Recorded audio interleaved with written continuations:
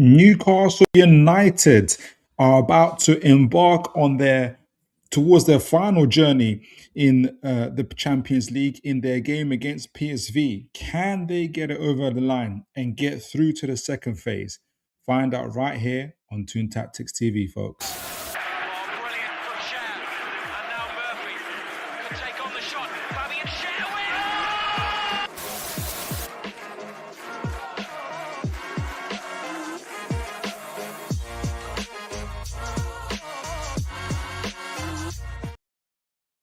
All right, all right, all right, all right. Good evening to you all, guys. Good evening to you all. I hope you guys are blessed. I hope you're having a fantastic Tuesday and a great, great start to the week.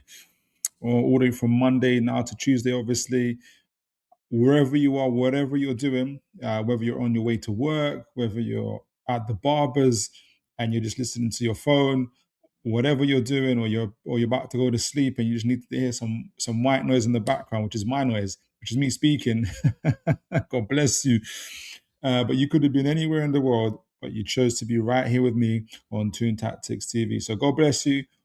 Incredible to have you guys on. I'm looking forward to tonight's show. We are going to be doing a match preview for the PSV game. That's happening tomorrow, Wednesday at St. James's Park, 8 o'clock. And lots riding on that game. Big, big jeopardy on that game. It is my belief anyway. So hopefully, do Newcastle have what it takes to get it over the line? We're going to find out. But we're also going to be doing. Hopefully, if we get some time, I've got a scouting report ready for a player that's hasn't come up on the media outlets, and it has come from one account, like an account that doesn't claim to be an in the know account, but does get things right from time to time. So, and it's a name that, because it hasn't come up before, and we know that Newcastle like to move in silence when it comes to transfers.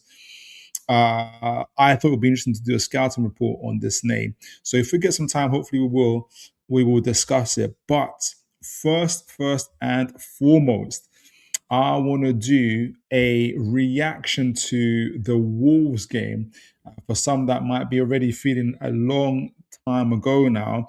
Obviously, on Sunday, some people might have wanted to forget about the 0-0 draw with Wolves. A lot of folks weren't impressed with the entertainment of the game or anything like that. But I do think it's important to give a comprehensive reaction to it, because you're only as good as your last game, as they say. And we've got the PSV game coming up, and it's important to be able to take notes from the Wolves game to see what we want to think about, what we want to see improve for Newcastle going into that PSV game. And there's a lot in this. I want to start off with this. I want us to, first of all, just to add some context. Because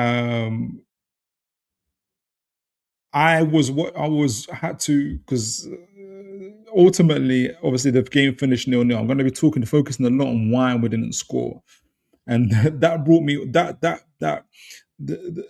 brought me all the way to having to watch highlights of the likes of Lewandowski, Cavani, and Suarez about how strikers, how attackers, especially world-class attackers, but just forwards should move in the box. So, so I'm going to be doing a real play-by-play highlights reel for that. But that's the micro level. The macro level, that is the wider picture. I wanted to start off with this. Because it gives us a good. I wanted to kind of start off with them.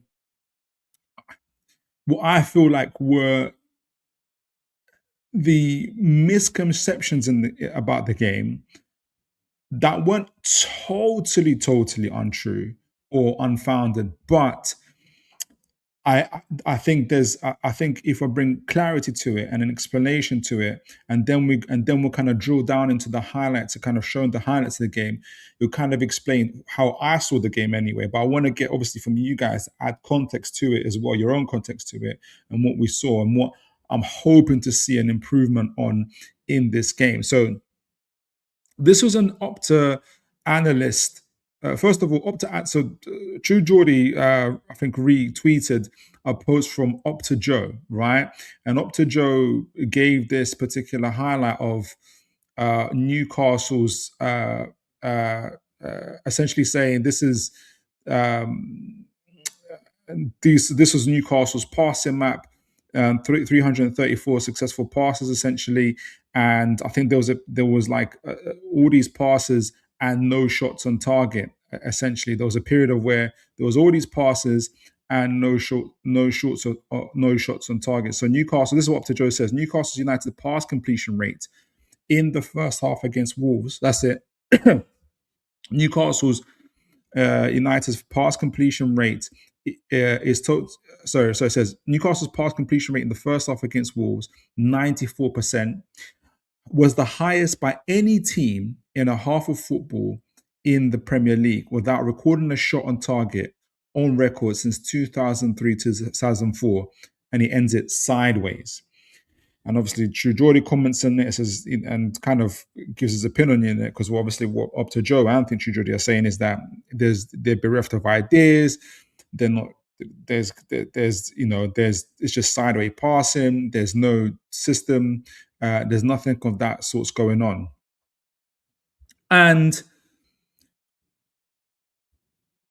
Sean Casey responds to this and retweets this in his own quote, which I feel helps to provide clarity into why we saw, or what Opta Joe kind of suggests that we saw in terms of the passes.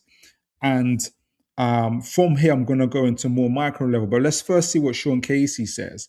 Now, Sean Casey says from this, he says, anybody who kind of follows X and has heard me on the channel before will know that Sean Casey is really good in terms of kind of providing football, his own kind of football analysis as well, and time to time some in the know stuff as well.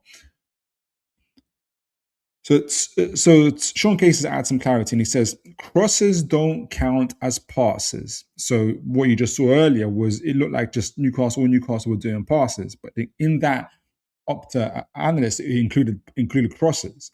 So crosses don't count as passes. Every possession dominant team, so it's not just Newcastle, will have a pass map like below, and he's going to show an example of Arsenal versus Nottingham Forest.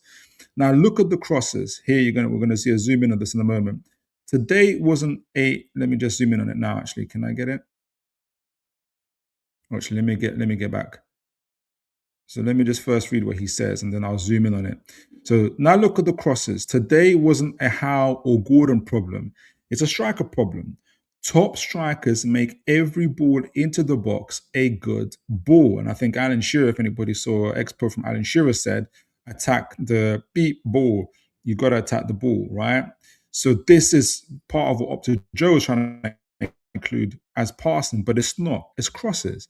Newcastle had, I can't see from here how many crosses they made, but it looks like up to 15 to 20 crosses in this game, which is not unusual for Newcastle, possibly even more, and with no shots on target. So the point being is that it's not a system problem. The fact that we're getting in and around the box, and if you can see a lot of these crosses, they're literally at every part of Wolves' box, left, right. You can see on the sides, on the corners, literally from every part, there's crosses into the box. So with all those crosses into the box, why is there no? The question then is, why is there no end product? And we're gonna talk about not just the I've got some highlights I want to show that kind of provide some explanation to that. Now, I want to further add to that as well, because we talked about how this isn't just a Newcastle problem, and so like in terms of like systems or anything else. So Sean Casey goes on to add, for more context, when crosses are removed, look at Arsenal versus Forest, which is a game that happened, I think, on the same day actually, and Newcastle versus Wolves. I could do the same for any team against a low block. So this isn't just a Newcastle problem. This is a problem for any team who face low blocks. And if you can see here, at the top is Arsenal, This is the pass map of Arsenal versus Nottingham Forest because they're facing a team with a low block, and at the bottom is Newcastle's pass map versus Wolves, who were also essentially playing in a low block and essentially saying this is the same problem that any team has that faces a low block, which Newcastle did. And we also saw just before that, obviously, about 20 plus crosses Newcastle were making into the box. So it's not a system problem. It's not Eddie Howe run out of ideas problem. It is not a Gordon ish problem either. I said ish because there's some highlights I'm going to show in a moment. It is there is more importantly a movement of the movement of strikers, the movement of forwards in the box. You can't have 20 plus. You can't have, first of all, you can't have all this domination all over the pitch in passing accuracy, possession in an away game, by the way, and then have 20 plus crosses and literally no shots on target in the first half anyway. That should tell you that it isn't a system problem or anything like that. It's essentially what is going on in the box. What is happening in the box? That is essentially where to the point where Newcastle are not getting no shots on target, despite, especially in the first half, despite having 94% pass completion rate in at the Molineux versus Wolves. So I've got a couple highlights. And I have to say,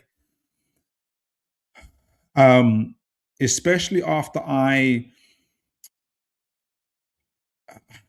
maybe I shouldn't have done it, but I watched to make sure I have a more clearer understanding of what. Oh, now my own thing has gone off. Good to see Wobojog. I'll be really curious to see what Wobojog thinks of this as well. But Adrian as well. God bless you. Good evening, Philip, in the chat. Good to see Wobojog. Good to see my man Bobby Fairview. Big up Philip and Toon fans. I hope you're doing well. Big up to you guys. So, oh my screen looks absolutely crazy fuzzy. So let me just zoom in, zoom out. And for if you guys haven't heard, I am doing the reaction to the Wolves game. I'm basically saying that it's not a system problem. We had like 94% pass accuracy in the first half, no shots on target. Yet through the whole and like nearly 60% possession throughout the game, dominated, had about 20 plus crosses into the Wolves box, no shots on target in the first part. So what I'm drilling it down to right now, and that was a macro level. Now going into the micro level of what's happening here for Newcastle United. And we're going to show some highlights. And I'm really keen to get you guys' views on it. My camera's gone off again, but we'll have to just deal with it. But I'm going to show even my mic went off there, but I'm going to show some highlights. Great. Hold on one moment. I'm going to show some highlights of part of what I think the problems are for Newcastle United. So let me show the first one. And like I said earlier, I've just to provide my own clarity, I watched some highlights of your Cavani's, your Suarez's, and your Lewandowski's, strikers who are even not too much of a dissimilar profile, for instance, to Voldemort, for instance, in terms of height and everything else. But what I'm focusing on is their movement and what they did. And so I'm gonna add some of that conversation to this. And I'm looking forward to hearing you guys' perspectives as well on this. But this is in the first half of the game. And there's a couple of things already that I want to mention before we get there. Let me make sure you guys can see it. Yes, you can. So I'm going to be doing it in a bit of a slow-mo to kind of, because there's a number of things with this that already that I wanted to kind of to talk about. You're going to see in this highlights, you're going to see Bruno with the ball and wanting to release it to Gordon. Gordon's there on his left. You're going to see Barnes in front of him, and you see Voldemort in front of him. running into the spaces in front of him, and they're dragging they're drawing the attention of the Wolves defenders to them, leaving a big space for Gordon to run into, which he doesn't run into, despite Bruno looking up at him on 5, 6 occasions, and before waving his arm to him and saying, "Run into this space," and he does not do it. Right, and this there was an opportunity missed, in my opinion, for Newcastle to not get a shot on target or a goal. In fact, the attack has to reset here. So, as mentioned, Bruno is here on the ball. I want you to know this. I don't know if because it's a little bit blurry on here, but trust me when I say this. When I zoomed in on the YouTube, Bruno looks at Gordon on the left. On the left here, there's Voldemar and Harvey Barnes ahead of Bruno here, who's on the ball. But on the left, just look at where Gordon is, and there's a big space in front of him. He doesn't run into this space, and Bruno's holding up the pass. He stopped. He doesn't even pass to. He doesn't pass to Barnes here, who has a gap here between the defender, Wolves defender here, because he sees a better opportunity that's open up here. There's a massive. What, he looks once already. He's going to look again. He's going to keep twice already. He's actually begging Gordon. Look at this massive space. Can you guys see this gigantic space? A space you can park your bus into, and he's totally even stopped looking at Barnes. Barnes has had to check his run. Voldemar is dragging 2 defenders with him. Barnes has dragged 2 defenders with him. There's a huge space. Can you guys see this? Massive. All Bruno wants to do is drive the ball into this space for Gordon to get into. And for whatever reason, Gordon is just jogging. In fact, what Gordon does, do you know what Gordon does? You can see it. I don't know if you guys can see this. Gordon raises his hand to say, pass it to I think Trippier's making a run in the moment. Pass it to Trippier or pass it to Barnes. Don't pass it to me. I have no idea. To this day, guys, I have no idea why Gordon does this. I was hoping to get, because you get the full game highlights, the full game replay on Newcastle's website. The only excuse I can think for Gordon, and I wanted to confirm it, but I haven't got confirmed, is if he had to, seconds before, had to run back, to sprint back maybe to stop a Wolves attack, and maybe he's just catching his breath. That is the only thing. But even then, this is very early into the game. He doesn't do it. So now all of our forwards, Barnes has stopped running. You can see his face is like, I can't believe this. Voldemar has stopped running. They're both of our forwards. Everything is in front of Wolves now. There's still this incredibly massive gap, but the opportunity is closing. Gordon, in fact, says, do not pass it to me. Do not pass it to me. So Bruno has no choice. He can't pass it again. He shook his. You didn't see. He shook his fist at him, and we have to start we have to start off a whole new attack. Totally. Well, not have to start off a new attack, but we have to now play in front of Wolves. You're going to see a ball eventually come to Voldemar. Now at this point, we're now going to talk about. You're going to see the next part of this attack. So we're literally a new attack that's coming up here, where everything now is in front of Wolves. We missed the opportunity. To get behind Wolves and to cause havoc, to cause chaos. Everything now, they've got 1, 2, 3, 4, 5 players, nearly 6 players. Everything is in front of Wolves now, right? We missed this opportunity. So there's a second attack that we're going to see that's following this one now. You're going to see the ball into Voldemar, and we're going to talk about Voldemar's movement or lack of movement, I think. But let me know what you guys think. Bobby Fairview says, Eddie Howler is dropping down my performance table. He seems like he's coaching for an 8th place. I don't think it's Eddie Howe. I think this is a players at the moment. Hi, Wobes and Bobstar. Pick up to you, Adrian. Wilburjog says, he's talking to Wilburjog says, Phil, I told you Wolves are a banana skin. I've come to this conclusion after our game with them. Yeah, you thought we would lose as well, didn't you? So I'll never forget that. I'll never forget that, Jog. um, okay, so this is now the second attack that's coming up, and I promised myself I wouldn't spend too much time on it, but I knew I would actually. I knew I would. I knew. I'm just here. Right. So now everything's in front of Wolves. We're going to get into the second attack. Now you're going to see Trippier get into it. You're going to see runs into this box. Now,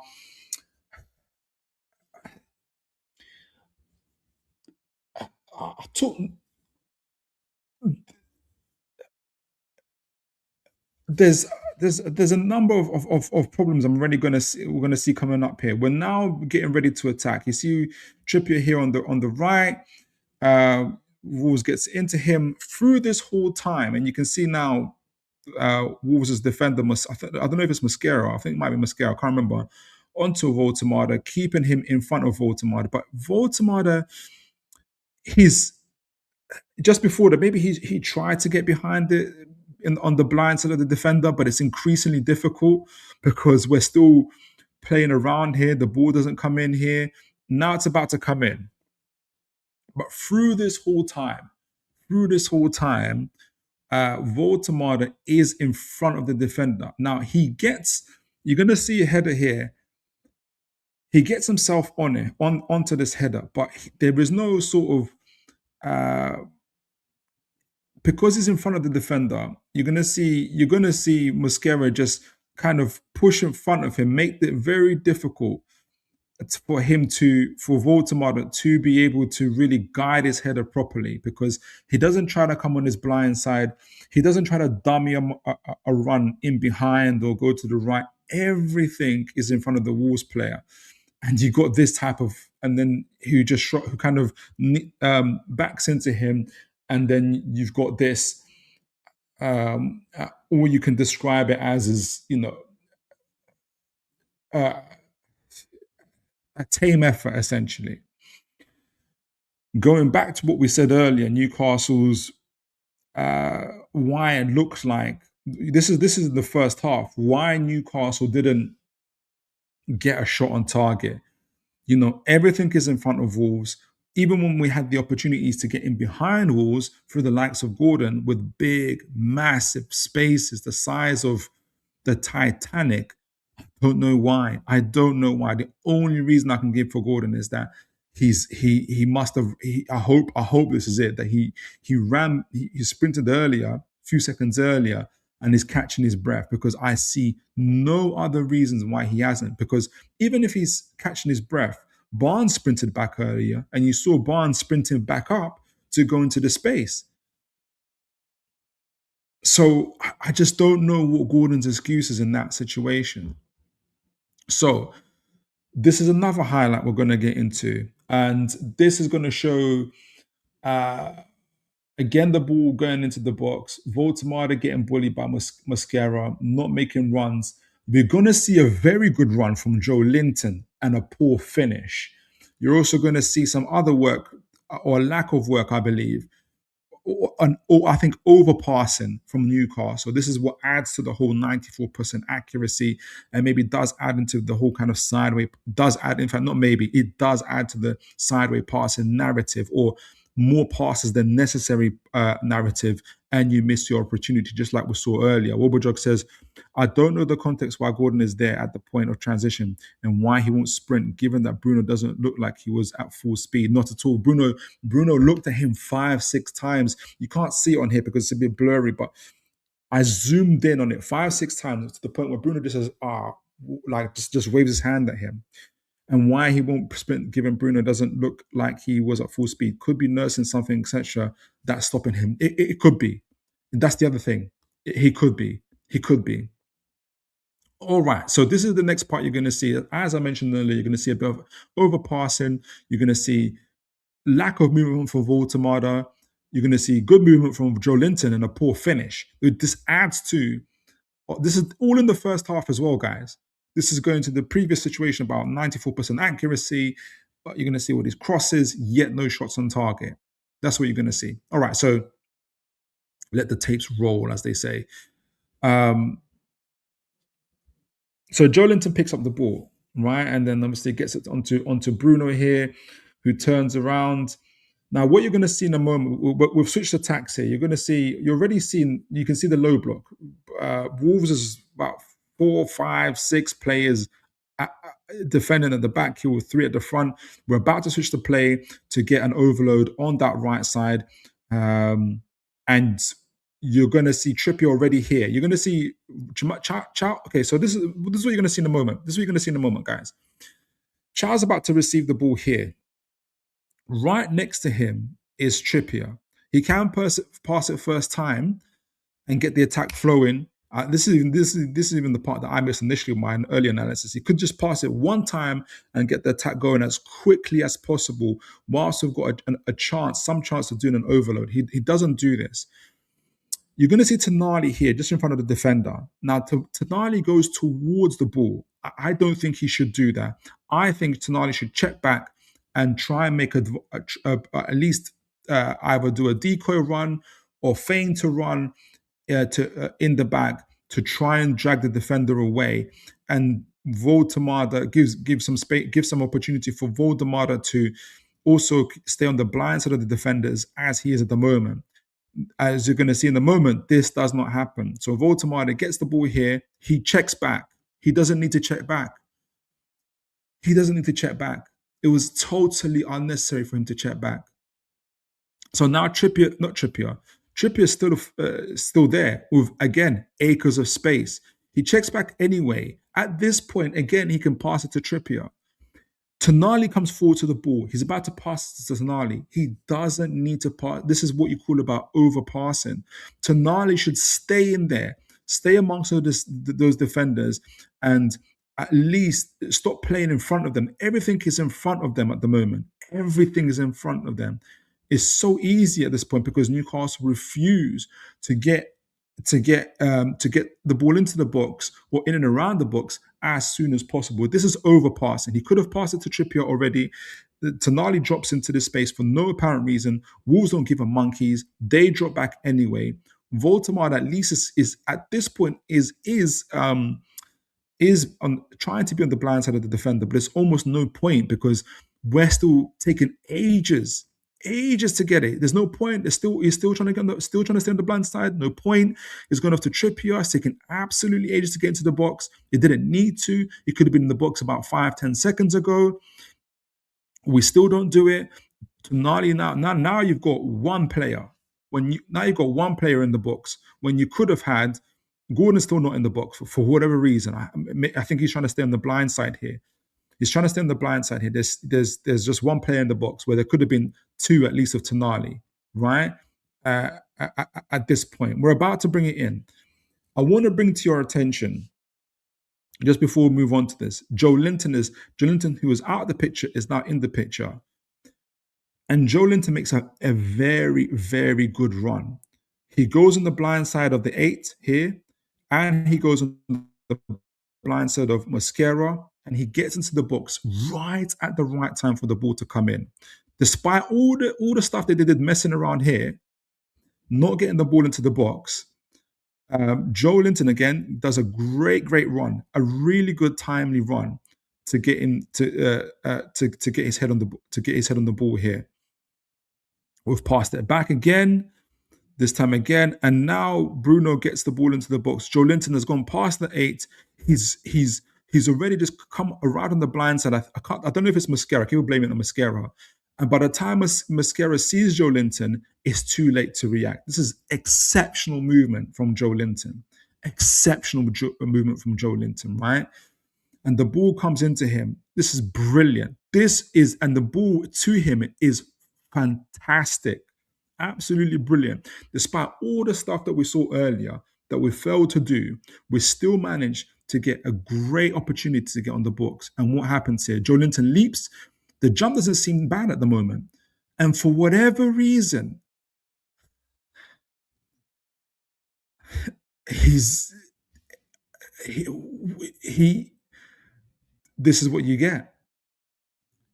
I don't even know how to describe it. Let's just quickly replay that again. I don't want to do this to you, Joe Linton, but great run into the box. Pass one.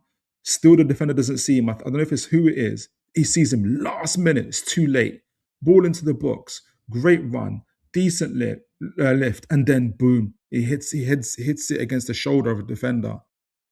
How Joe Linton doesn't get that on target is absolutely beyond me, guys. It's absolutely beyond me. I don't know how Joe Linton does it.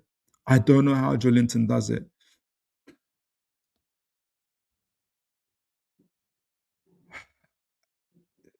And this is first half. This is another reason why. And this you're going to see even a better view of this. I don't know what happens here. He jumps into it. The ball comes in, excellent. Jumps, heads it. I don't know what happened. I don't know what happened there, guys. I've got no clue. I'm gonna set up the final highlight in a moment, but that we're gonna see in a moment. But this is first half. This is all in the first half, guys. It's not just Newcastle, as you guys saw earlier in the introduction. Newcastle side to side, they're not doing anything. Da, da, da, da. No, there's there, there's like a there's multiple things going on. The players not running to the space. We are overpassing it. We are overpassing it and giving oppositions, like in this case Wolves, time to settle, and we're playing in front of them. But then we still, when we manage to get the ball into the box,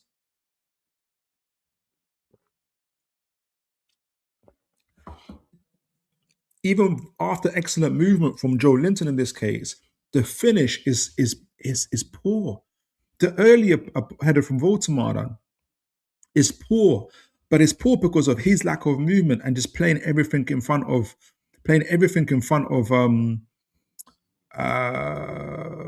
the defender at the time. This is going to be a final highlight I'm going to show, and on on this occasion, Newcastle again on the right side. Talk about a low block again. 1, 2, 3, 4, 5, 6, 7. What's that? 2, no, 3, 5, about 7 Wolves players in the box. But you have on this occasion about 4, 5 Newcastle players in the box here, right? And I think it's Barnes on the right. I think I don't know if it's it can't be Langer. It is a Langer. I think it is a Langer because this is now second half. You can see we're trying to overload this on the left side here. So Wissa, being the number 9 he is trying to stay on the blind side of the Wolves defense. The Wolves aren't even defending that great. This is the frustration part of it, right? So you've got Lewis Hall in the box, Chow in the box. I don't think that's Gordon. I don't know who that is in the box. All in the box, him waiting for the pass, waiting for the cross. Excuse me, right? And we managed to get it off eventually because through some good work on the side between Barnes, Elanga, and Bruno. Right, so it's 3-on-3 here. Decent movement, decent circulation. Now, Hall is about to move out of the box to turn it into 3. I'm not sure why he does this. Maybe he's expecting the pass. I think he should stay in the box, or at least stay outside of the box in case the ball comes in. And that's another thing that we didn't do very well. We didn't really have players on the edge of the box ready for the ball to maybe drop their way so they can take a shot outside the box. So anyway, we're about to play it through. We did some good work here. You're going to see not Joe Linton, Bruno with an excellent back heel into Harvey Barnes. Now at this point, Wolves are like, where is everybody? They're not a good team. We've got 3 Newcastle players lined up. Wissa, especially on the blind side, his defender there is fully asleep. Now there's a gap here between the goalkeeper and us. I do think it might. Now you're going to see Barnes hit it first time. I think Barnes should have at least took a touch. Or at least driven into the penalty box and give this defender something to think about. I think if Barnes had done that, he would have also had an opportunity to hit it, to drill it into this unknown, into this what you call the unknown, the corridor of the unknown, and give us defenders a better chance to get there, because there's eventually the ball does come in, they're running into it, but nobody gets it. No one gets it at the end. I feel like it could have driven into it, but the intention is there and it goes past everybody. So I wanted to highlight these issues and talk about, to kind of explain what I saw in this game in terms of why, for instance, our XG was so low. I don't think we got one XG. I think we got something below. It's like 0.8, 0.9, something like that. We dominated every other stat apart from the important ones, which is goals and shots on target.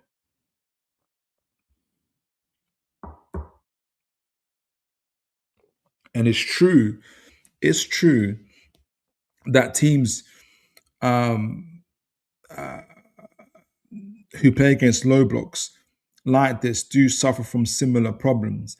But these are some of the things that we need to that our forwards need to improve. We need to attack the space better when it's there, when it's open there for us. Maybe Gordon was injured in that occasion. I don't know. We need to have better movement from the likes of Voltemada, especially at least getting on the blind side of defenders, making some front post runs, maybe at least making some double movements or something, trying to get on the blind side. What's their communication like before they start the games? Does Voltemada tell them where he wants? I think he did allude to that earlier when he spoke about Jacob Murphy being able to do. He had a conversation with Jacob Murphy. Is he doing it with Barnes? Is he doing it with Gordon? I hope he is, but also just again playing in front of the defender, and then just poor finishing. Even when we do the right things, which is making the runs on the blind side of the defenders, like Joe Linton did, and just doing absolutely poor finishing at the end of it. Those are the things that we need to improve on. And when we're getting into these positions, as Barnes, for instance, um, can we make better decisions in terms of when to maybe drive into the box and when not to, but also our approach play, overpassing the ball when we have an opportunity to get in behind a lot sooner and cause a lot more chaos and a lot more havoc. So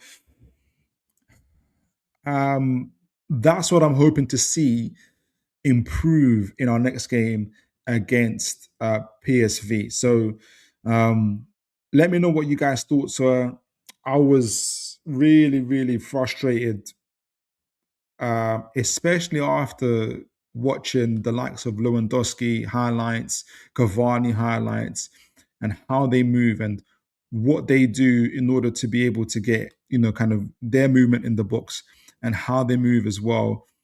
Um, and my sincere hope is that we really, really, really step it up for this PSV game. We improve on all these elements. We get into the space as early as possible. We cut down on the overpassing. We make better movements in the box.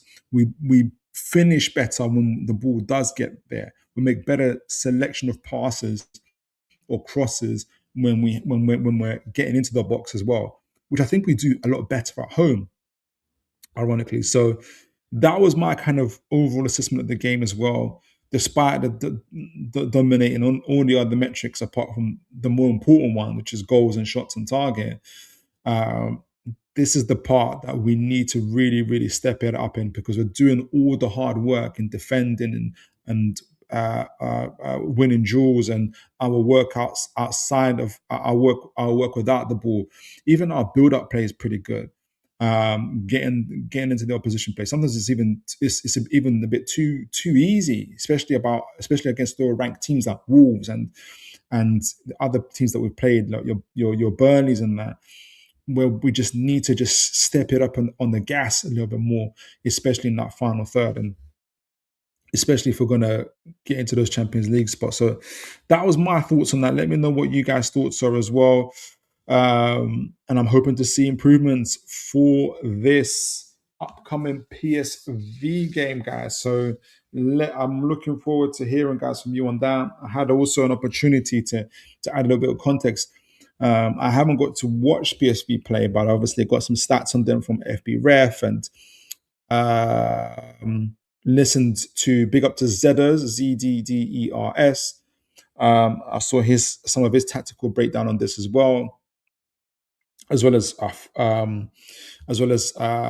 from other journals and articles about how PSV play. But also big up to PSV fan. I forgot the gentleman's name that I talked to on X, who gave me the breakdown on some of their key players, some of PSV's vulnerabilities, but also some things that they're good at as well, who've been really, really phenomenal. So I'm going to add that in all of this match preview that we're going to be talking about today. So all right, so let's get into it. Let's get into it and figure out what PSV are all about. So they're managed by this gentleman, Peter Bosch, who has been there for a couple of years now as well, improving the team. In fact, before I actually get into it, before I get into the tactics of it, let me talk about PSV's form, which is very, very, very good. They are a very, very impressive team. And they're flying high, absolutely flying high in the Eredivisie. Big up to you, Aaron. Good to see you. God bless you. You just, I think you might have missed me doing my match reaction to the Wolves game. If you get time, do have a look back at it. I'll be curious to see your thoughts on my analysis of it. Anyway, so let me get PSV. So PSV are having a very, very impressive season at the moment under Peter Bosch, and you can see here. Even can you guys see that? Yeah, you can. Even in the last 9 games, this includes Champions League games, guys. Right, in the last 9, 10 games, they've won 9 of them and only lost 1 to Atletico Madrid. I think Atletico Madrid possibly were lucky to get away with that 3-2, but they beat the likes of Liverpool 4-1 at Anfield. I think also in the Champions League run they beat Napoli. They beat Napoli 6-2. So they are very, very impressive. Before I look at the league table in the Champions League, this is the league table in the Eredivisie. Whether you rate it or not, like I said, in the Champions League and the Eredivisie, they're absolutely flying high. They've they've won their last 5 games. I'm pretty sure it's even more than that. So they're on a big winning run. They're 52 points. They're like 16 points ahead of the second, who is Feyenoord. They're on their way to winning the title. They've scored 59 goals, conceded 23, plus 36 goal difference. They've won 17 games already this season, draw 1, lost 1. A phenomenal, phenomenal record, right? Champions League, despite them being below us, they're in 21st place. So this game is really, really big for them, because should they lose to us, I think they were currently on, how many points are they on? 8 points, right? I think that if they lose to us, that pretty much confirms they'll be out, right? But they've only lost 1 game. Out of the 6 they've played, they've only lost 1 game, and that was to Atletico Madrid. They beat, no, I think like who was it? Atletico, or did they also lose to USG? Let me confirm that. I think they may have lost to.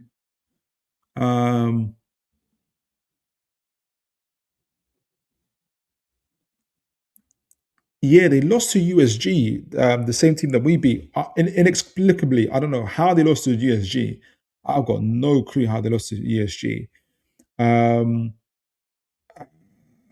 But they never looked back after that game, and they drew with Leverkusen 1-1. We know how difficult it is against Leverkusen. They whooped Napoli 6-2, absolutely demolished them, before drawing 1-1 with Olympiacos, beating Liverpool at Anfield 4-1. I don't know the last time we ever beat Liverpool at Anfield, right? Before losing to Atletico Madrid 3-2, which was their last game. So despite all of that, they're having a seriously, seriously impressive season, PSV. And so let's have a deeper look as to why they're having such an impressive season as well. Big up to you, Aaron. Yeah, have a look back at it. I basically boil it down to, despite us dominating possession, approach play, all these other things. It's movement in the box, not getting the ball into the box quick enough. Even when we do get the movement and everything right, the finishing was absolutely poor as well. But there's I'll be really keen to get some of that, yes, some of the breakdown onto that. So Aaron says PSV play a crazy brand of football, all out attack. Have to respect their brand of football. It could be 4-1. It could be a 4-1 either way.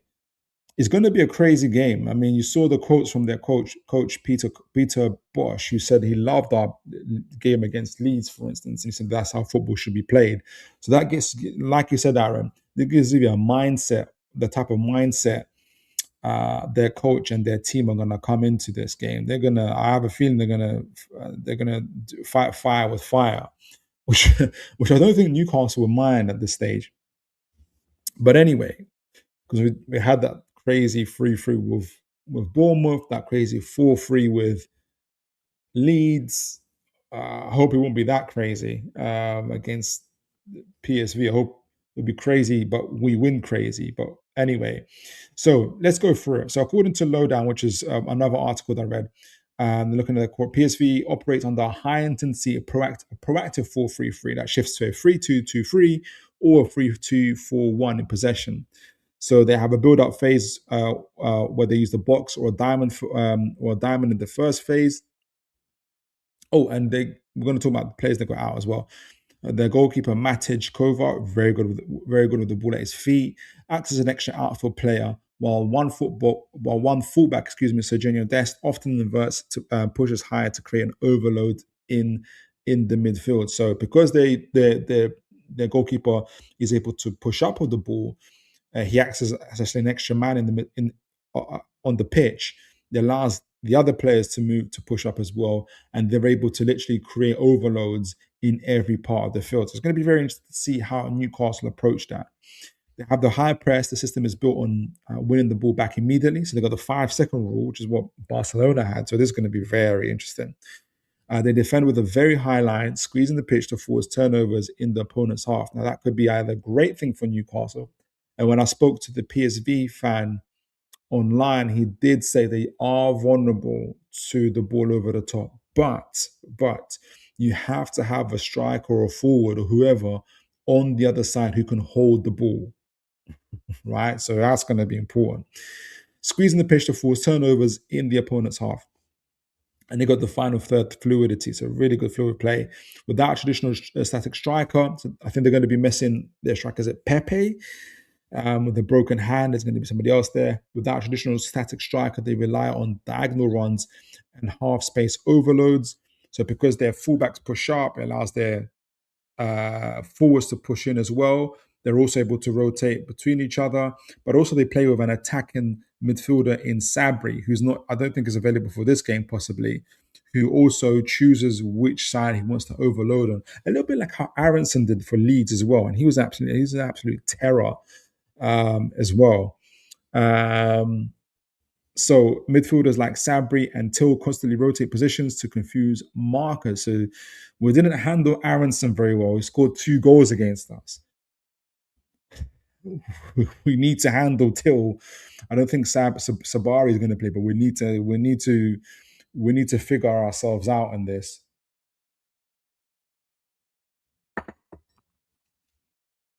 In terms of what we do with those players. We're going to look at strengths and weaknesses. So strengths, high volume chance creation. They're very good at creating chances. 3.17. They're scoring at the moment 3.17 goals per game in the Eredivisie. Their expected goals are 37.8, indicates they're highly efficient and clinical because they scored like 50 plus. So they're really, really efficient, right? Progressive passing, really good at that. They excel at moving the ball vertically, so they're pretty good at moving the ball over the top. Joey Veerman is the statistical leader here, serving as the quarterback who triggers attacks. So he'll stay at he's the base of that diamond or midfield that they have. And they also have physical dominance in midfield. They're not small players. They're big boys. Players like Jody Shelton and Ishmael Sabari provide a blend of defensive stability and ball carrying power that allows PSV to dominate the center of the pitch. There's going to be a right old face off in the midfield for sure. Okay, weaknesses, defensive vulnerability. They do keep a high line, so which is a good thing, but also has its weaknesses. So the tactical guide notes that PSV's aggression is their biggest risk. So it's their biggest strength, but also their biggest risk. If the initial press is bypassed, the centre back Yarek Gaziorisky and Flamingo are often one-on-one in one-on-one situations. So Gordon, Barnes, I think Wiss is going to start this game. Hence why Voldemort start against Wolves, in my opinion. It might be Voldemort, but I think it's going to be Wissa. Are often left in one-on-one situations with massive space behind them. St. James's Park, on the lights, let's do it.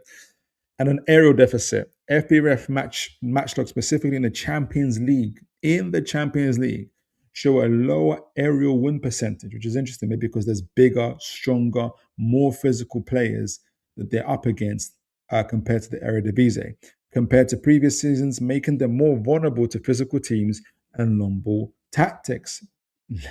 Let's step up Malik Chow, Joe Linton, Voltamada if he starts or he comes on, even all the other players that we've got. Let's we've got opportunities here, right?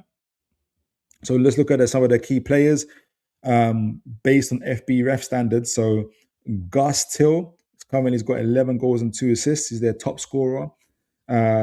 He's the master of the shadow run, arriving late in the box to finish chances created by the wingers. And that's the part we've got to really look out for, because we didn't do it very well against Aronson. We don't do very well against these kind of 8/10s that run late in the box. We need to do better with that. Then we've got Joey Verman with 8 goals, 8 assists. That's a phenomenal season. He's their creative hub. He leads the team in progressive passes and shot creating actions, essentially dictating the tempo of every game. So I think probably Tonali is going to be pitched up against them. And Ishmael Sabari, who's their number 10 essentially, with 9 goals, 4 assists. I don't think he's playing. He was on international duty. I don't think he's playing. He is a powerhouse of non-penalty goals and expected assists, constant threat. Ivan Perisic, if you guys remember him, formerly at Tottenham, former one of football greats as well. He's reviving his career up there with 3 goals and 7 assists. He's their primary crosser. He's going to be on the right side, which is where Hall is. I back Hall up against them. But anyway, he's there, age 36. He remains elite at stretching the pitch and providing high-quality services from the left. So it's going to be an interesting showdown there between him, Hall, Joe Linton, and Gordon. Jody Shelton, 101 progressive passes. He's the anchor. He's the most disciplined player. He's crucial for the rest defense. So he's the one that covers the transitions and winning the second ball to sustain the press. And then you've got Serginho Dest. He's got 4 assists and 63 progressive passes. He's the attacking outlet. He functions more as a winger than a defender, driving the team forward with the right flank. Kind of reminds of a Gramado style of player. So we've now talked about, we've got their form, which is really good. They're having a fantastic season, top of their Eredivisie by 16 points. Even in the Champions League, they lost the 2 games or whatnot, but they're a really, really good team. If they lose this game against us, I think they're definitely out of the Champions League. So they've got a lot to fight for in this game. It's big, big jeopardy. They're already on the back of like 5 wins in a row, possibly even more. Absolutely tearing it up, smashing it up. They smashed up Napoli 6-2. They smashed up Liverpool 4-1 at Anfield. The buck stops at St. James's Park.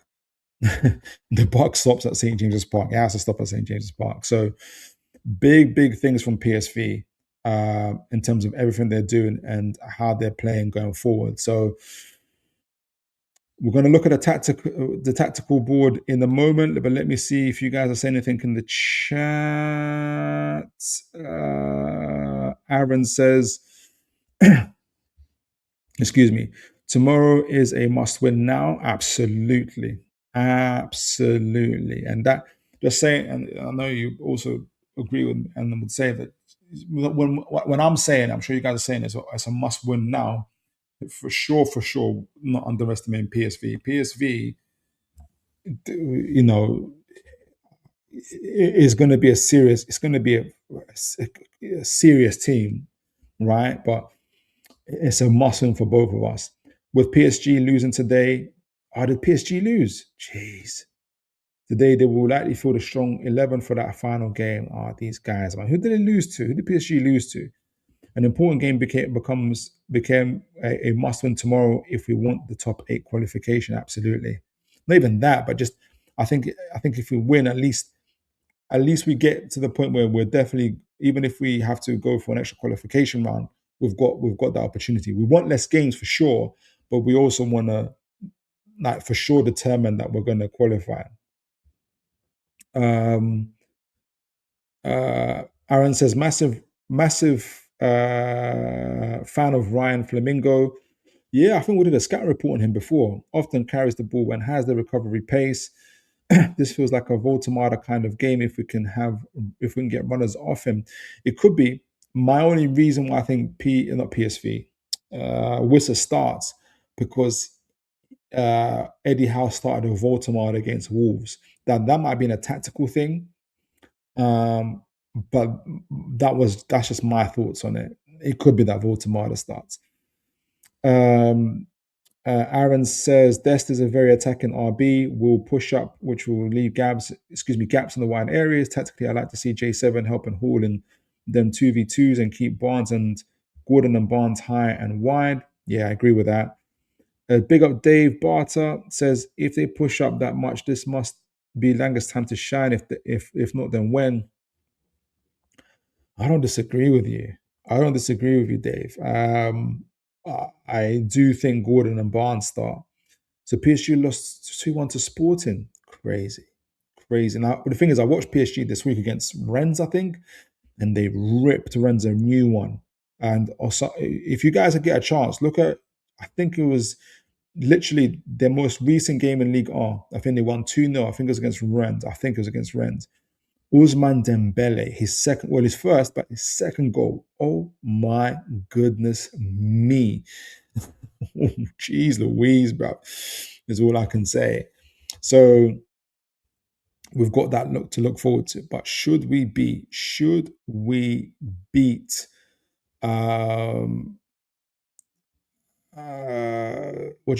PSV, it puts us in a very, very good position. Very, very good position. All right, so let's talk about PSV. Again, it was relatively. You guys are gonna have to. For those of you who have watched PSV, I haven't watched PSV this season. Again, big up to Zedders. I've watched some of his tactics. I looked at some other stuff as well, but some of this stuff, just a lot of this stuff, actually, I'm assuming some of the stuff in terms of their movement.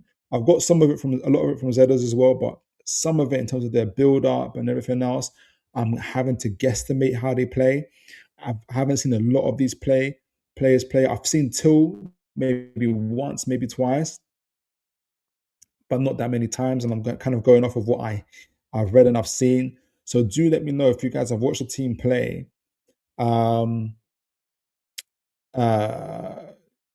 If you know the players a little bit better, like, do let me know, like, in how you think certain matchups are going to go. Now, I said it's a 4-3-3, but it's pretty much a 3-2-2 or 3-2-4-1. I can't remember what I said earlier. In fact, what did I say? It is a 3-2-2-3 or a 3-2-4-1 in possession. That's it. For them, but very, very fluid. Doesn't just stay in one position. They've got a lot of players injured. And I'm thinking Salbari is also not available. You can see on here, groin injuries, international duties, knee injuries, inactive. Dest is inactive for some reason. Pepe, who is their main striker, who's actually destined for quite big things, he's got a broken hand. Player injury, Badu muscle injury, Salabri's coming from international duty. I'm assuming he's Moroccan.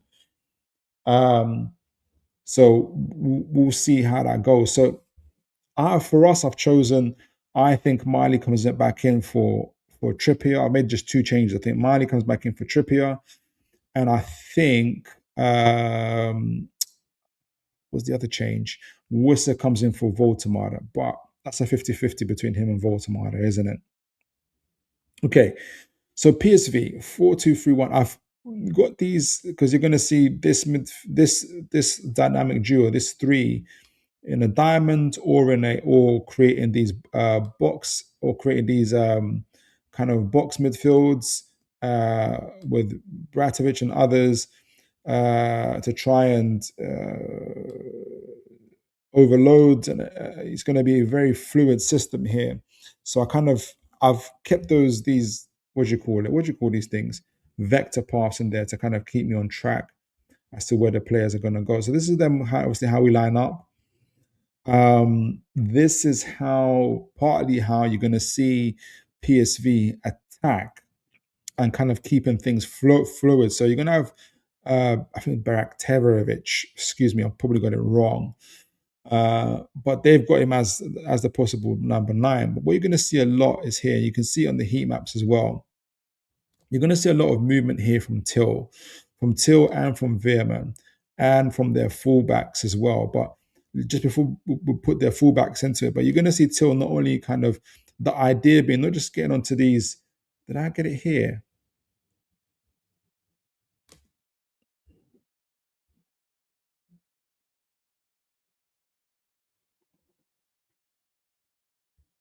Here we go. So just not so you're not going to see him here, but you might even see him with the idea of overloading on that back line.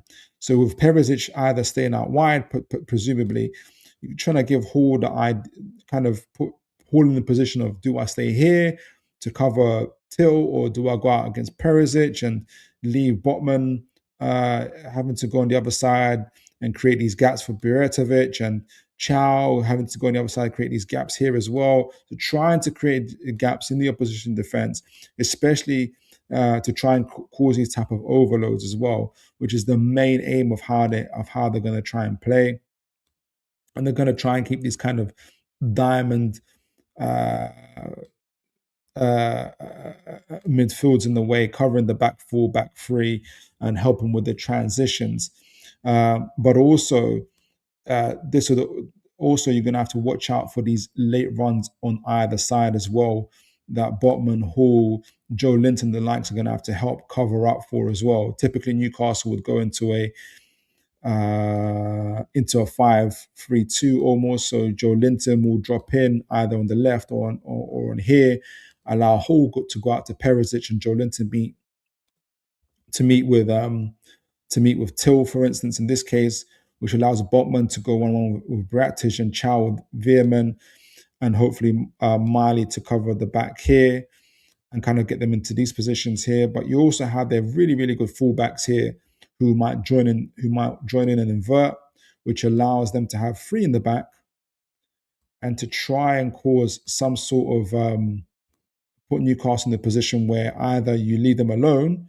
If you leave these 2 pivots alone, Ivana, Salidia, it won't just be them. It could be the other way around. You could have Till here and Salidia pushing up. Otherwise, Till, just for the sake of the move, staying here, but keeping themselves, covering the back four in different ways as well, and forcing a situation where either our midfield have to stay back as well, and you kind of got these 2 versus 3 situations which are unhelpful, or if we keep players up front, you got essentially man-to-man kind of situation where people are kind of going up against each other in these one-to-one situations. But the main aim for them, if they can, is to create overloads, especially in the wide areas where they can, and to try and to get in behind. Let me show the highlight. To try and get in behind into these type of areas here as well, left or right side of the midfield. They have really good, as mentioned earlier, really attacking fullbacks who can invert or stay out wide and have the ability to make these kind of curved. Uh, Here we go, like that, curved passes in behind for the likes of either Perisic or Till to run on them behind, and cause kind of mayhem in those type of areas, and put the ball into the mixer, as we say, and be really really devastating. So this is the part where Newcastle have to be really switched on, and it'll be interesting to see what we do to kind of ensure that we don't let them get in behind us too easily. But as said, they do keep a high line, and not only are we going to have to focus on the defending side of things, we're also going to have to focus on the attacking side of things as well, which we're going to talk about in a moment. Aaron says, Varner, I'm a massive fan of, technically so clean. Okay, with the ball, great dribbler. They rotate a lot and can see him playing in the pockets and having a lot of joy in the transition. That's really really good to kind of to get that feedback, Aaron, because again, I don't know these players like individually like that. So knowing that about Werner, so even if you got the likes of Bruno maybe covering him, Werner's got the ability to, if he's got ability to get past a man, that could be potentially devastating. Well, then you can, if that happens, and they start creating these type of wide overloads on the side as well, and that could be really, really dangerous for us. So we've got to figure out a way of how we're going to defend these areas. It's become more and more Tonali kind of hanging back, maybe, and Bruno kind of being in these advanced positions. So maybe Joe Linton on one side, Tonali supporting on the other side, and stopping these, helping to stop these overloads. So there's going to be really this battle, whether it's a 3-on-3, um, especially between the players, is going to be very very fascinating to see, and to see how it works as well. Aaron says, "Oh, and big up to everyone. Please do. We've got 16 folks watching the channel. Big up and God bless you guys, or 13 now. But please do like, share, and subscribe." Wobbledrug says, "Phil, why does Howe prefer Gordon over Barnes? Is it Gordon's defensive discipline over Barnes, even if Barnes has been better offensively this season?" I think the preference over Barnes on the left side is mainly to do with, well, two things. Eddie Howe himself says that Gordon doesn't like to play on the right, which is interesting because before Gordon went to Newcastle, all he did was play on the right. But the other thing is that Gordon is very, aside from his lack of any goals and assists, I think there hasn't been any goals in the Premier League for a year now. He's actually got a very healthy GNA record in all cup competitions outside of the Premier League. But the main thing is his energy and his ability to press. And what it does, especially him being able to close down and to press, it stops a lot of the attacks through central areas, which I think is going to be crucial for this PSV game as well. So he's got that ability to do that. So that's the big reasons why he does that. So why he prefers Gordon over Barnes. Aaron says, "My team is Pope, Trips, Chow, Botman, Hall, Miley over Tonali, Joe Linton, Gordon, Voltamada, okay, Voltamada over Wissa, and Barnes." Dave has got my team for tomorrow's Pope, Trips, Chow, Botman, Hall, Miley, Bruno. You guys logo Miley over Tonali. Joe Linton, Elanga, Wissa, and Barnes. So a lot of you guys have got Tonali out of the equation, full stop. Let me know what your thought, what the reason is for that. I've seen a lot of um,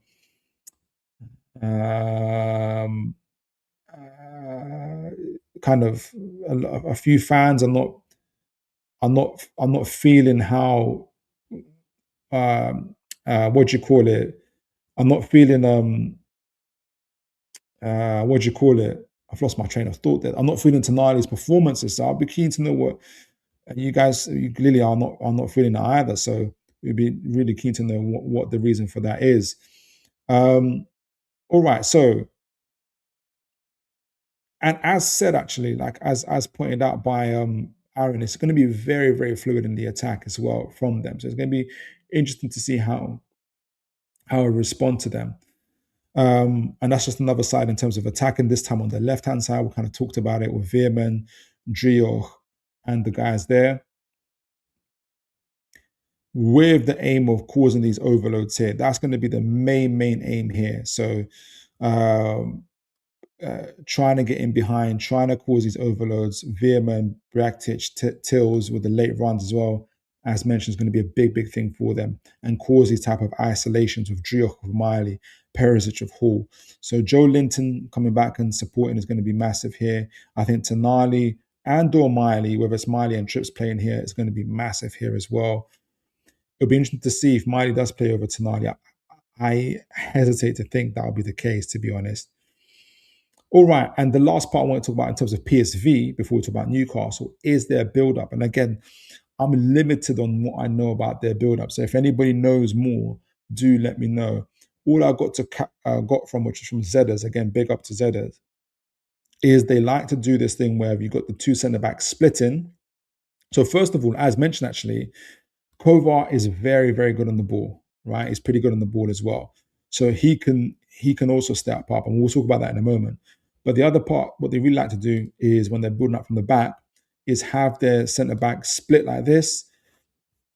And sometimes you have someone in midfield, typically Werner or Vanner, who comes in between and would get the ball, get the ball and bring it out. The idea being, it allows their fullbacks to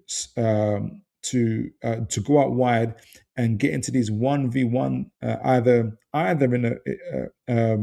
in 1v1 situations like Sedilia, or allow their either into these 1v1 situations where you got the forwards also kind of pressing in invertedly, or being able to push up and allows for the likes, for instance, Perisic here to stay out wide, but also have these ones with the likes of Hall. And with their number nines, in this case, it's not the number nine naturally, but Braktic, to try and keep the likes of our centre backs really busy and push them back as well. So it causes this type of isolation, as well as having this, which is also 1v1s in the middle as well here, to try and also kind of to have an opportunity to have the likes of Drioch maybe passing, or Tillman getting the better of Tonali, or Gomeres getting the better of Drioch through dribbling, being able to come back as well, or to bring out the ball themselves. So it'll be interesting to see how Newcastle press, because if you press too high, PSG are not worried about. They're not too. Not PSG. PSV, excuse me, are not too worried about, for instance, sending the ball out in these um, uh, directly in kind of these vertical passes, which is not a problem for them at all, actually. So they're not adverse to doing that. They're not going to play out from the back if they don't need to play out from the back at all. Oh gosh, let me take that off. I messed it up. Let me bring it back. Curved arrow. So they can go very direct as well, as mentioned. This as well, if they need to, or play out from the back as well. Get it out to their centre backs, who can get it out to their forwards as well, and try and play through the front line as well. But the idea always is try to isolate their players with the back line as well. So it'll be interesting to see what Eddie Howe does. We don't mind in terms of pressing. The other one is obviously their goalkeeper, who's very good, or good. I'm kind of bigging up his footwork, but I'm hearing he's very good with his feet. So he can also take the place of Werner here and allow Werner to push up, which then already you've got four. If you're in this situation here, you can have it can cause a 4-3. Oh, sorry, let me change that up. You can create a 4-3 situation.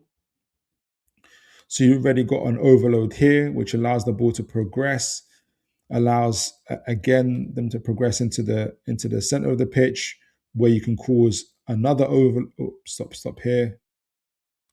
You can cause another overload just by the mere fact of getting here.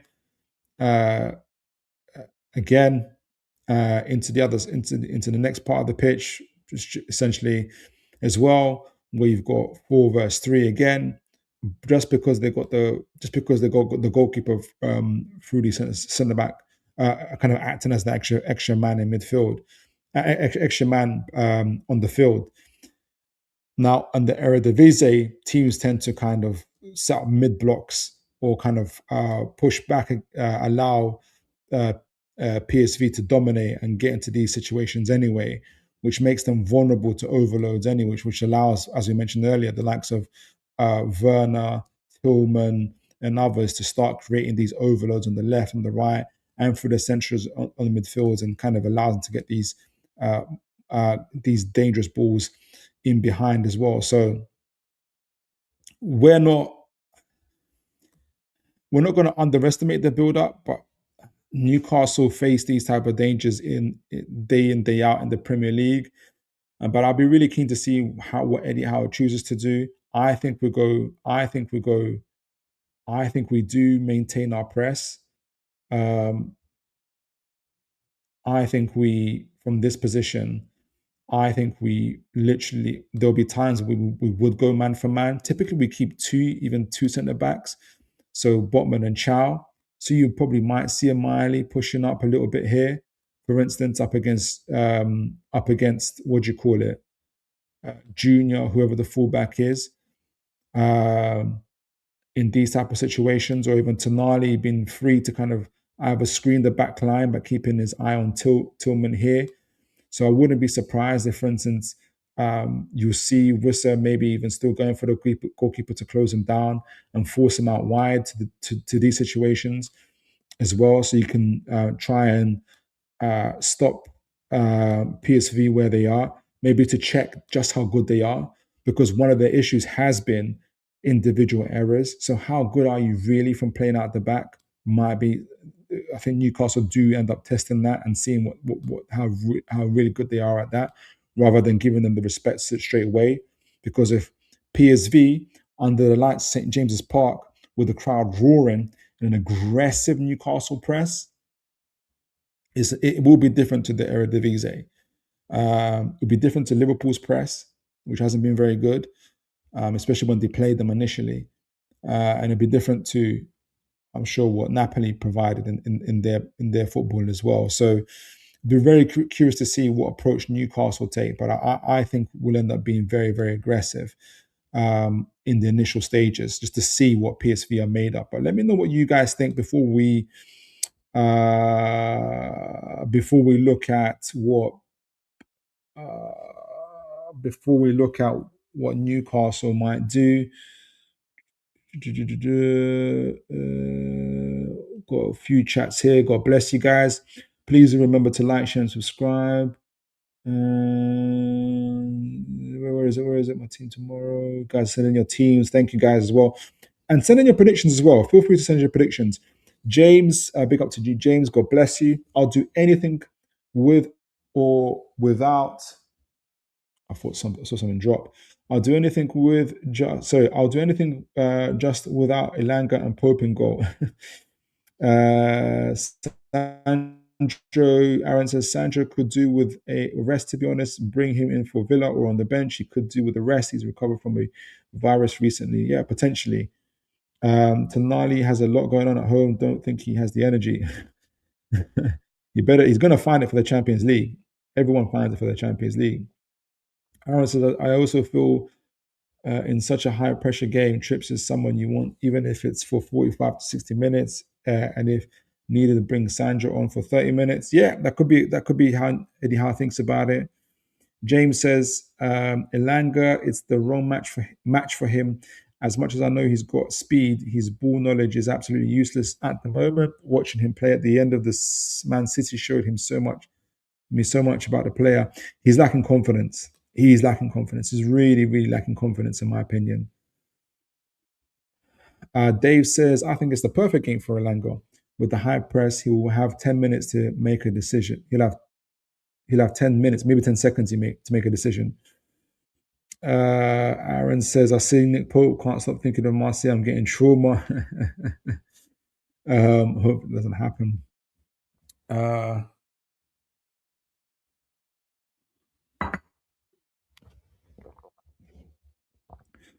Uh, Dave says, "Oh no, talking to each other, I think." Well, Butcher says, "By the way, is Miley rapid because he doesn't strike me as the one as one that line as a one that lines with the PSV winger in European night isn't for anyone. It can't go wrong. It can go very wrong very quickly." I haven't seen this PSV winger, but I've seen Miley up against. I know maybe Garnacho isn't as good, but different wingers, and he's been decent. I wouldn't necessarily say like he's. I say he's a powerful runner, and he's good at kind of. He's good at um, stopping the wingers from turning in, from inverting or turning into the box.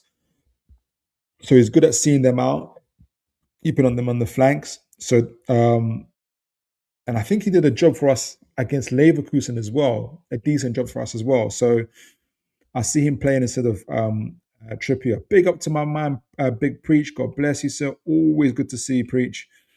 Always good to see you, sir. Dave Barter says, but I wouldn't play him RB. I would swap him for Tonali. True, you could do that. James says PSV. I understand from talking to a fan. Technically, only has one defender, two wingers, and the striker, and the rest are all midfielders. I think it's going to be quite breakable defensively against them. It's going to go either way. It's going to be a mad game. Honestly, Adrian's going for a 3-2, hopefully to Newcastle as well. It's going to be a basketball, says Aaron. It's going to be a basketball game, says Aaron, going for a crazy 4-2 win. I would love that. Dave says, up the mags, 4-1 to the Toon. I absolutely love that. James says he played in the midfield during the role against Leverkusen. Okay, he must have been, I can't remember that. Who was right? Who was playing right back? Was it Tino or Trippier then? Aaron says, I hope after this game Eddie Howe sees the light and puts a bid in for Ryan Flamingo. He might do. All right, so let's talk a little bit about what Newcastle might do. Hopefully, we'll get some time to do the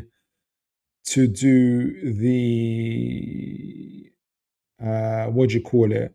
The scouting, the scouting report on a player. Where is it? Here's one I prepared earlier. For those of you that know about Blue Peter, now I've kept the triangle paths next to each other because I do think it's gonna be a big game in terms of how we deal with these flank situations on the flanks, especially. Again, if you guys know about Junior here and Stoughton and Sedilia, how good they are in 1v1s, I'll be very curious to know. I am wondering, and some of you mentioned this in terms of Pope, whether it will be Ramsdale, but every time I've wondered if it's going to be Ramsdale, Eddie Howe has always chosen Pope. So I'm going to stick with Pope for now. But we know what we also like to do is not too dissimilar to PSV. We like our two centre backs to also split here, and in order for our fullbacks to push up. Now I hear a lot about PSV's. Again, I don't know how PSV are in the press, but because I'm hearing, high lines, 5-second rule in terms of getting the ball back. I'm assuming they're going to be very aggressive in the press. I'll be curious to know, as I always am, in terms of who would they prefer to have the ball, Botman or Chow. For me, I don't think it makes a difference. I'm gonna, again, for the sake of argument, let's start from the right hand side. You're gonna have the likes of Werner maybe blocking off, trying to get onto Chow. So they're gonna try and force us to go out to the left. The idea being that once we get, for instance, to the likes of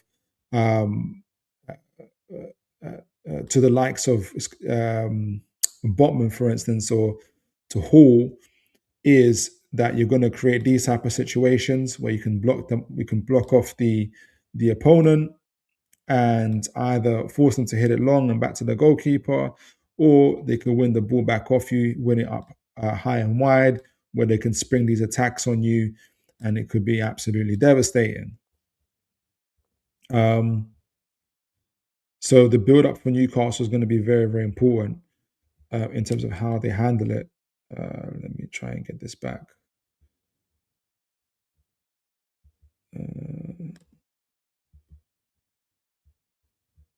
Can I get my build up back, please? Here we go. So that's going to be key for them. The problem for them is well, part of the problem for them is Hall's very good, Botman's very good, Charles very good, Malia very good. We're pretty. Though we have many faults, playing out from the back, we've been fairly good this season. And I think it's going to be crucial for Newcastle because the aim is always going to be to try and get into these back spaces. I really hope Gordon is not injured or carrying an injury. For the folks that I missed for the earlier part of the show, I was worried why Hall wasn't running into these spaces here when the opportunities afforded themselves. I don't know if he was tired. I don't know if it was carrying an injury, but there was opportunities for him to really run into these spaces, and he wasn't doing that. So hopefully that changes in this game, but it is something I'm going to look out for.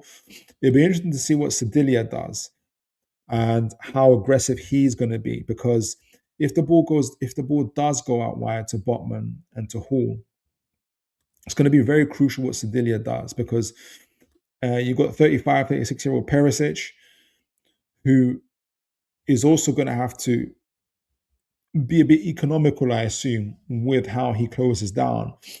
And I think if Botman is allowed to, for instance, if he doesn't close down Botman and allows him to carry the ball forward, what he does then is open up the possibility of the ball going out, of us playing through the middle, which would be dangerous for them. You've got the likes of then Joe Linton, Tonali, and Wissa springing into action, and Gordon springing into action, and the potential for an overload to happen this way. It's going to be very, very crucial for what Perisic does. But also, if the ball does go out wide to the likes of Hall, I don't think, I'm almost making Perisic like an old man. He is an old man, but I'm sure he's still got some level of health. There's going to be, I fancy 19-year-old Hall to carry the ball past Perisic, or at least force Perisic to come back. It's going to be interesting then. What's going to be crucial for Sedilia in these situations is, does he approach Hall, or does he see how it plays out and see what Verman and Perisic do? Because he could make the mistake of either hanging back and then allowing Gordon and Joe Linton to get into these spaces. And again, you cause these one-on-one situations as well, which if Newcastle can take advantage of, you can then start creating these situations where you got 3-on-3s or 4-on-4s or 4-on-3 situations, and Newcastle are able to push back to kind of push them back and kind of hopefully get through on goal type of situations as well. I think Bruno's going to be actually absolutely crucial as well for us from playing out in terms of his ability to carry the ball. I think Tillman's going to be all over him. I wouldn't be surprised if there's some man marking going on as well. So Joe Linton's going to be key, and Wissa's going to be key as well. But I think Wissa has no interest in joining this field of play. You're going to see Wissa staying in between these two centre backs here and keeping them occupied. So can we keep them occupied and out the game is going to be very crucial. If Wissa does that, what it allows is the likes of Gordon to focus on Sedilia, Joe Linton with Veerman, Hall with Perisic, and then you start getting these 3-on-3 situations, which could be dangerous. God willing, we start moving the ball a bit quicker and they are able to get out the back. It'll be a similar story as well on the right side as well for Newcastle. You see me playing with Bruno a lot from the back here. I want to see that a little bit more, but I understand why Howe has him here. What Tonali was really good at in the Palace game, I know he's getting a little bit of stick, but what Tonali is really, really good at, actually he did it against he was on the left side when he done it, but he might be able to do it here, was to get into disadvantaged positions and allow, for instance, either Barnes or Gordon to drop in, and that causes a little bit. If you're doing man marking, man-to-man marking, and you get it wrong, they can start creating gaps in these. They start creating gaps in like here. So let me take this off. If you get Tonali dropping in, and you get the likes of Junior having to go out to meet him, Drio coming up here, you then start creating these gaps. And you saw that move; it was an offside goal, but you start seeing these type of movements happening. And Gordon's really getting good at getting to these central positions as well. You start seeing these kind of central moves happening, where you get the player on the ball here, and you get these 3-on-3. Goodness gracious. Situations, and with the likes of Gordon, Wissa, I don't know how quick their centre backs are. It could be absolutely devastating for PSV. So it's going to be really. I'll be really, really curious to see how PSV kind of deal with those type of situations. I don't underestimate them at all. They went to Anfield, they did their business, so that'll be crucial. I don't know if Preacher's here. I'll be really curious to see what that game against PSV was like for him, watching it. So I'll be curious to see how PSV handled those type of situations from our build-up play, or especially and finally when we go long. And the likes of Joe Linton is really good in the air. And then you have Gordon and Hall playing off him as well. Can we get in from out the back? How good are they kind of in the? We know already actually that they've got like a 45% win rate in the aerial duels, which is not good for them, which could be problematic because if we just end up going long, Joe Linton could be a big factor in getting the first contact, getting the ball onto Gordon, onto Wissa, maybe even Hall joining in, Bruno, and might really kind of pressuring in that way and forcing like them to kind of commit more men to that left side, which then isolates the likes of Barnes with your juniors. Tonali is able to have a little bit more space to roam, for instance. Maybe Miley can push up as well as he would do, and kind of you're going to start seeing these type of gaps opening up because Joe Linton's very, as mentioned earlier, Joe Linton is very, very good at drawing players to him just because of his ability to win the ball and start creating, and like I said, creates these gaps on the sides here that allows us to have a bit more space on these sides as well. So I'll be very, very curious to see how well we utilize Joe Linton, especially from an aerial duels perspective. And I want to see, just lastly, I haven't seen this. I want to see some of these curved runs here from Hall and onto Gordon, kind of dying to see that. It's all happening. And maybe there's Jacob Murphy. Does Jacob Murphy come back in? Is Jacob Murphy fit? I don't know if you guys know if Jacob Murphy is fit. He adds that dimension as well. He can come on maybe in the second half as well, continue to stretch their legs. We know that Jacob Murphy, is he fit or not, guys? Let me know. I know that he's taking some time off, but how much time off? Would he be back for the Champions League game? I'll be really curious to see because Jacob Murphy's ability to get these balls, to get the kind of these to cross and to slip those through balls in is very, very good. I can't see on here. Burn, good to see Burn and Osola. It's too early for them. Where's Jacob Murphy? He's not on here. Is he on my subs bench? Yeah, he is. So maybe maybe comes in the second half. And we know he's very, very good at getting the ball in these situations and creating. I'll take that off.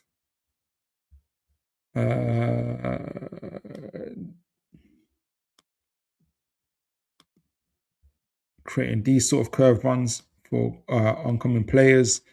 That'll be really good to see if we can do that in the second half. But I think it's going to be a very open game. Very, very open game.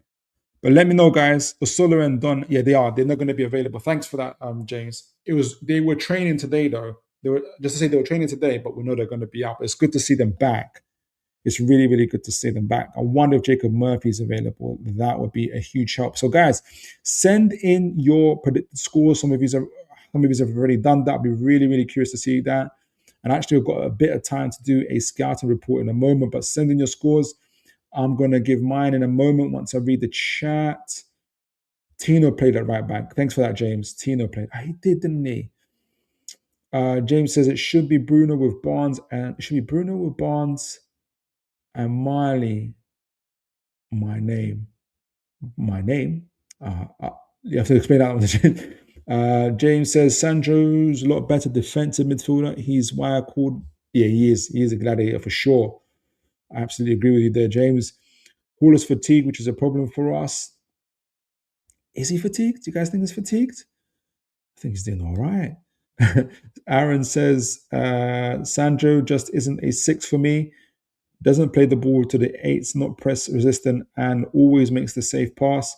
Top player, but he's more an 8 than a 6 in my opinion. Can see that. Warburg says a note on Voldemar. EPL this year is on track to double the 0-0 games. Currently, 17 games ended 0-0. The entirety of last season has been 16 0-0 games. Classic nines have less time and space to score. I agree with you, Wobojog. I think he was there when I did the highlights. I I would want to first see him make those runs on the blind side, um, double movements before I say, yeah, he just doesn't get. Before I can just be definitive and say he's not getting any clear shots on target because it's there is less time, there is less space. When I feel like there has been more time and there has been more space against Wolves. At the same time, it's not all Voltamada. I do think we can get the ball into the box a lot quicker than we have been to allow for those type of runs on the blind side, double movements, front row pass, at least even front post movements as well from him.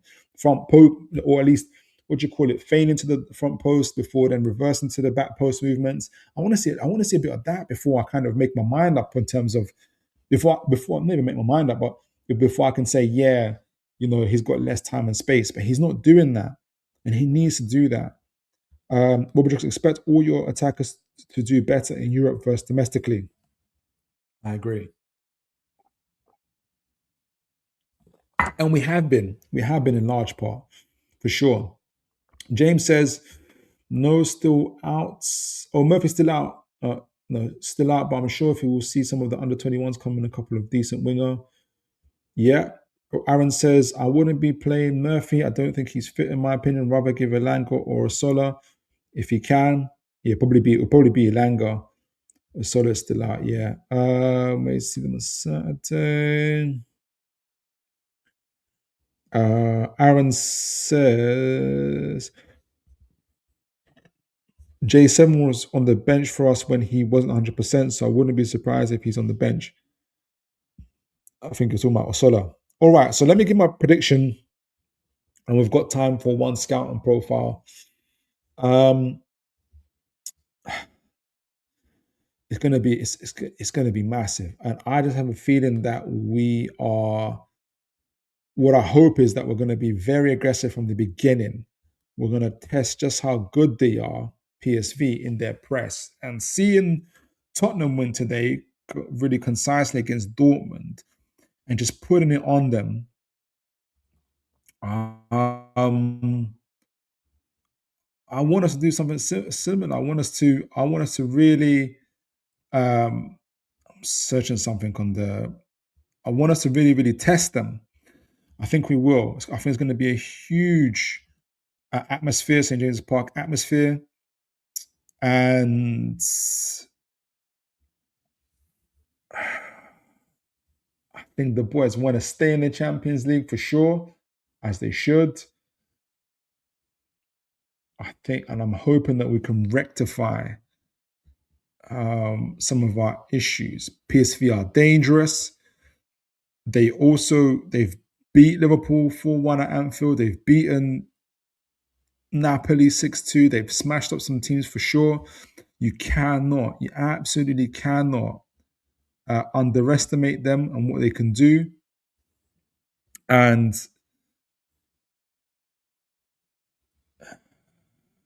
I think they're going to commit men forward. They'll keep the midfield compact. I'm gonna go for.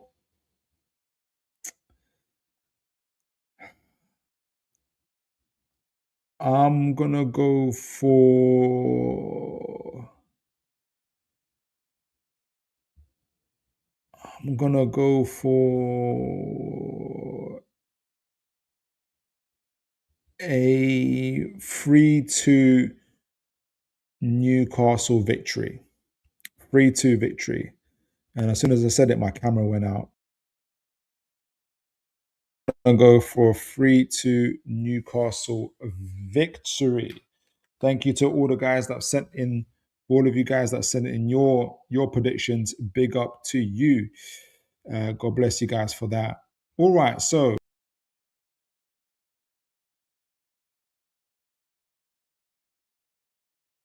we do it. We put ourselves in a awesome position. My screen is frozen.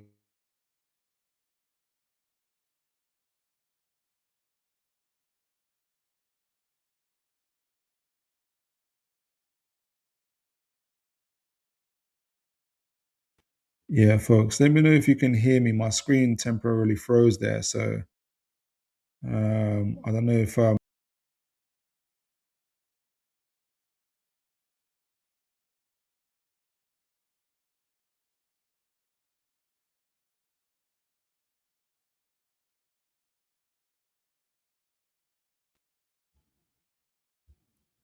let me know if you guys can hear me. My StreamYard is playing up a bit. So if you guys can hear me, I will it would be a blessing to know if you guys can hear me. Okay, brilliant. You can hear me. All right. So let me just continue as is, and hopefully I'll get my camera back at some point. So there is a play I want to talk about that has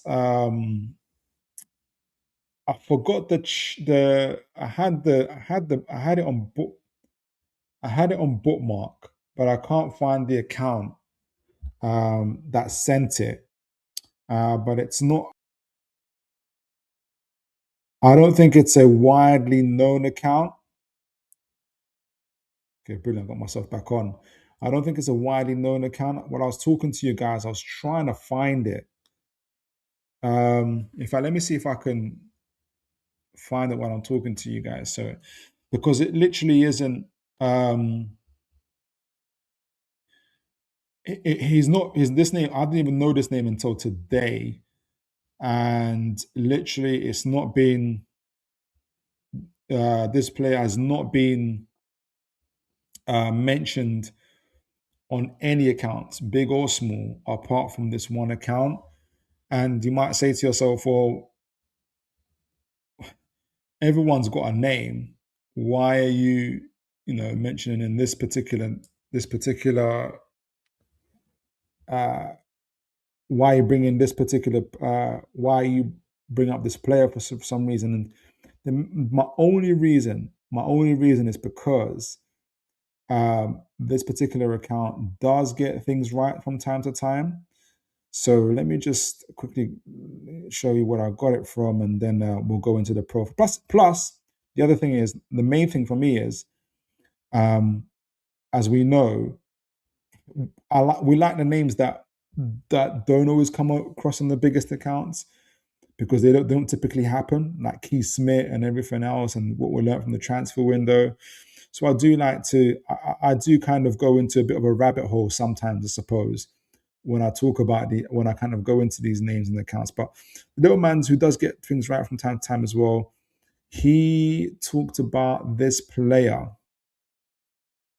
and I researched him a little bit. And I do think if you look at his profile, a lad called Tom Roth is one to keep an eye on this window. He's 21 years old. He's a 6'4" left back, left centre back, former Dortmund player, now playing at Union Berlin. So he's already got a profile that works for Eddie Howe, and we know that Eddie Howe loves huge, athletic fullbacks. When I scroll into the next screen, you drop out. Okay, let me see if that continues to happen. So that's what kind of piqued my interest about him. And I want to bring him up and talk about him because he's got other qualities that also causes me to think, oh, my it came off. I had the screen I wanted to share with you. It came off. So hold on, let me get this right. So he had other screen sharing as cancelled. To make sure you click your share on.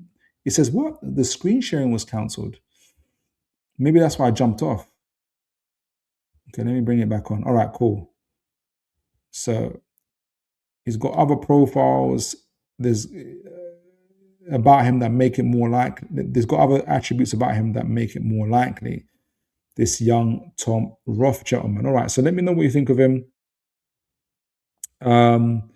James says Thiago Gabriel. I looked on his day. He looks ridiculous. He's not pretty. He's not a pretty defender that I like in defensive work. Yeah, he came up as well. Craig Hope, I think. Aaron says I think we should be going for Joaquin Says and another centre back. Munguiza would be my choice. He's available at a bargain price of contract expiring. We should be all over it. Yeah, I'll be interested to see who comes up. So Tom Rothe, 21 years old, used to play for Dortmund before going to Union Berlin. I wanted to actually go on transferwindow.com because it also, just to get a little bit of a background on him before I go into his stats and everything. Let me see.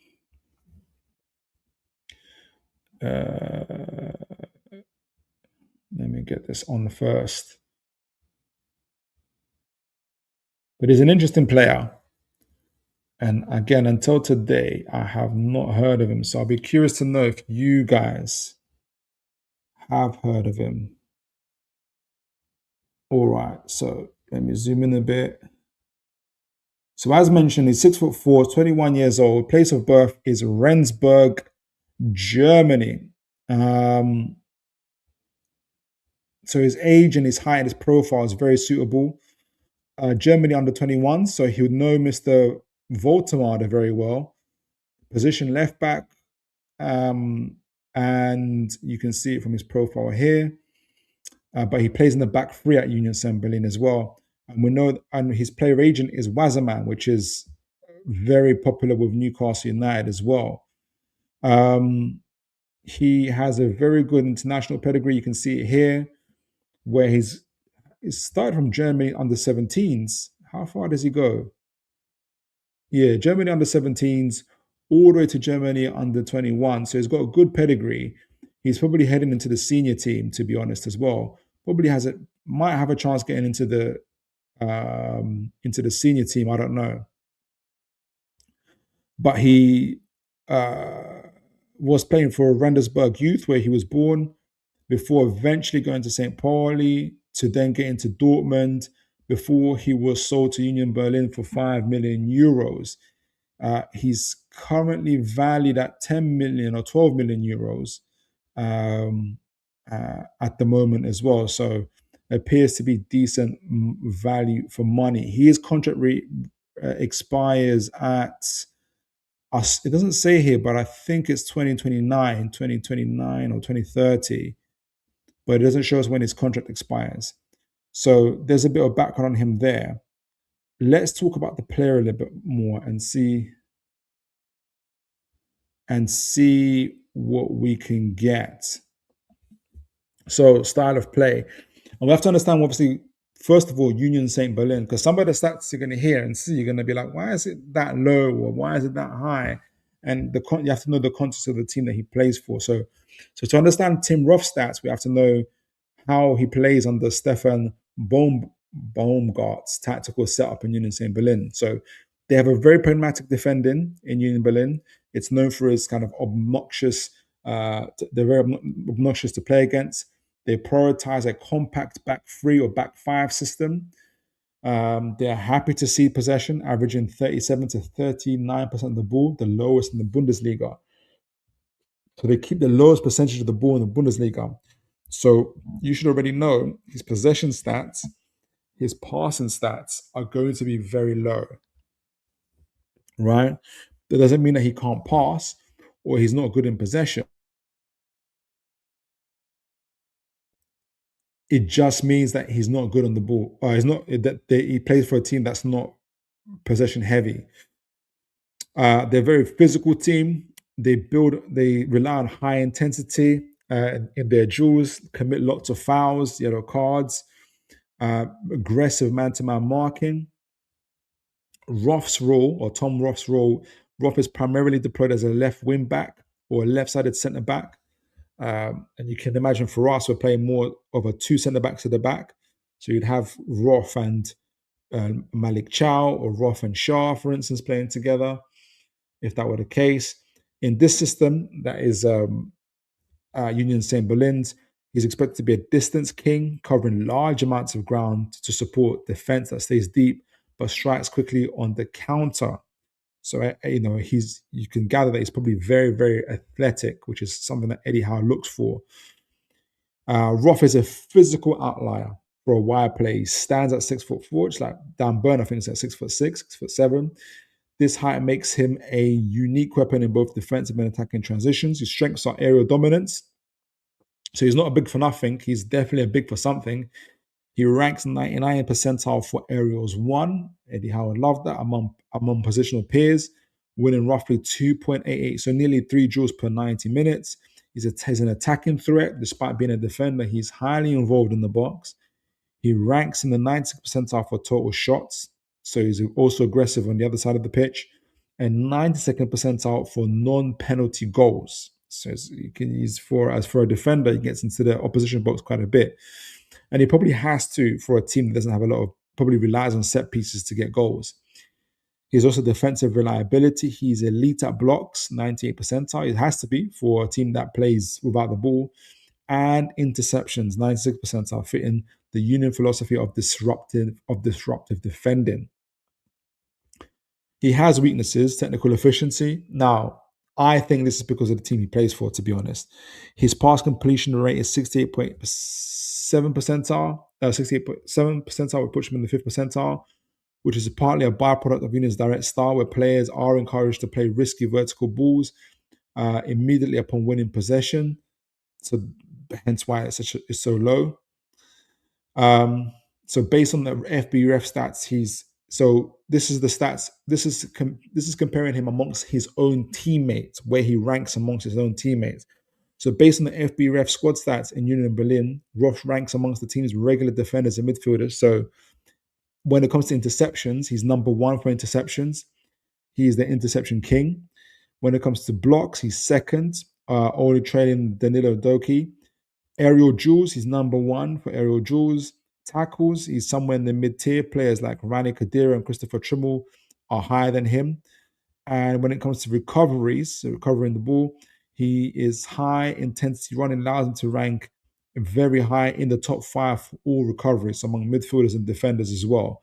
So you can see that aerially, interceptions, tackles, recoveries, he is very, very, and blocks, he is very, very, very good. So the main thing, as Eddie says, when he looks at any players, if he's looking at centre backs, can they defend?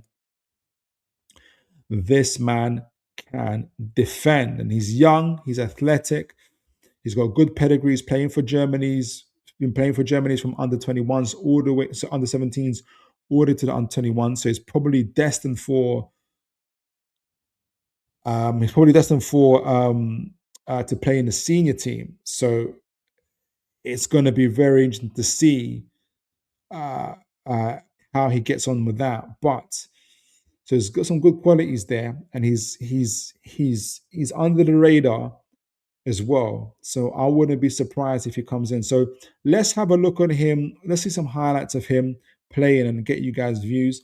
Let me read a few chats before we get there.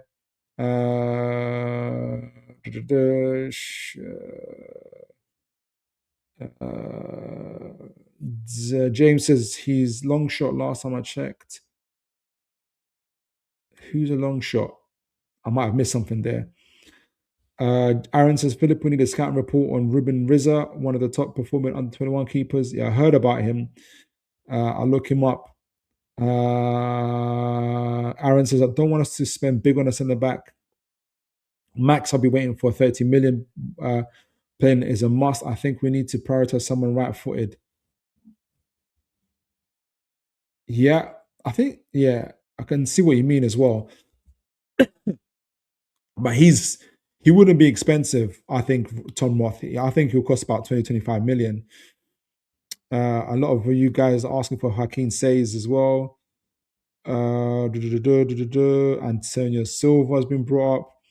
BT, big up BT. I haven't seen you in a while. God bless you. Tom Roth contract is 2028. Thank you for researching that. I really appreciate you for that. Which includes a potential buyback clause. Oh yeah, for Dortmund, I think it can be activated for 12 million or something like that. Hopefully they don't activate it, which is why I think Newcastle end up paying 20-25 million. So let's have big up to you, BT. Good to see. Good to see. Good to see. All right, so let's have a look at Mr. Tom Roth. See how he plays. Make sure I got the sound off as well. So this is for him at Union Berlin. He's 21 years old. They play in a three at the back mainly. For us, it'll be like two at the back, really. I see him as a rotational player, rotating with Raw. That's how he gets the finish. That's with the strike there. Drills it there. You see him. This is him coming in on that left side as well, doing some blocking, some tackling there. Eddie Howe would definitely love that. For us, I think he'll be rotating with Hall and with Botman and Byrne as well. Particularly, he's a bit different. You see some good, decent on his feet there, good dribbling him as well. Again, here with a lovely low ball there as well. So you can see that he's got it in his locker for sure. And really, it's because of the team he plays for that his percentages are so much lower. If he was for a higher possession team, again, good assist there. So you can see they rely on him for this to get the ball out. Again, really nice ball. Again, cross switch of play there. So he's got it in his locker. Again, lovely decisive ball into that box as well. And he is good at defending and scoring as well. Again, you see him a lot of the times getting in on the back there. Again with the crossing. So good on the ball, good with his left foot. Right into the mixer. Good on the ball, good. Doesn't turn like a bus either. Pretty does a decent turn as well. For a man his height is very, very good. Hope to get a scene of him. I want to see some of his recoveries if I can, hopefully. That's him playing for Germany. Okay, so that's in the build-up. Good passing again. Good athleticism. Great challenge there. Great challenge there. So you can see his athleticism there. First time ball, looks up. Good. Can we get a little bit more from him? Again, sliding tackles. Challenges there. Oh, see him moving as well. He can shift his body a bit for a 6'4" defender. He can shift his body. So I see him as a rotation for Hall mainly, guys. I really, really do. Who can obviously play at centre back. Again, good passing, long ball passing as well. Lovely challenge in a 1v1. Cutbacks, not cutback, sorry, cuts in. So a big, huge challenge. He has to play a lot of those long balls playing for Union St. Berlin. Again, arriving into that box late, but getting the ball in as well. Good pace, good pace. Oof, unlucky, but still got the goal there. Good passing. Again, we'll see one more clip. Lovely cross into the box. Decent. So you can see why he's like in a 99 percentile for XGs and everything else. Because he's very much involved in their build-up play, in their attacking and everything else. So he's very vital in that. So Let me know what you guys think. A lot of you guys are asking for other players. James says, "I would call him the lower edge. I would call him the lower edge of Lewis Hall's skills." Yeah, Lewis Hall is phenomenal as well. But you can see he's got some of that about him for sure. But slower than Lewis Hall. Yeah, yeah, absolutely. Says James. What would you feel? How about a straight swap? Hincape for Miley, already that's a no. You get a very good LCB. It's never happening, my friend. And I get another Skelly on the right hand side. I can throw in a Ben White as a gesture of goodwill. You're never getting Miley. I would take Ben White though. I would take Ben White. I would buy him rather than swap him for anything else. All right, so folks, we'll get to the conclusion side of the show. We did a match reaction to the Wolves game. Talked about that game, especially how this, what the reasons were, despite us dominating possession, passing, accuracy, all of that other stuff. I think the main problem was for our movement in the box, or the lack of movement in the box from our strikers. But also some of our finishing wasn't good when the movement was right. But also, I think our opportunities to get the ball into the box quicker wasn't there. We overpassed it at times. I'm hoping to see less of that. And in fact, I'm expecting to see less of that against PSV because of their high line. So we also did a preview for the PSV game, and they're a really good side. They're leading the league. They're crushing teams in Eredivisie, but they've also crushed a few teams in the Champions League, including Liverpool, including Napoli. So it's going to be a huge task, but I think we can beat anyone at St James's Park under the lights.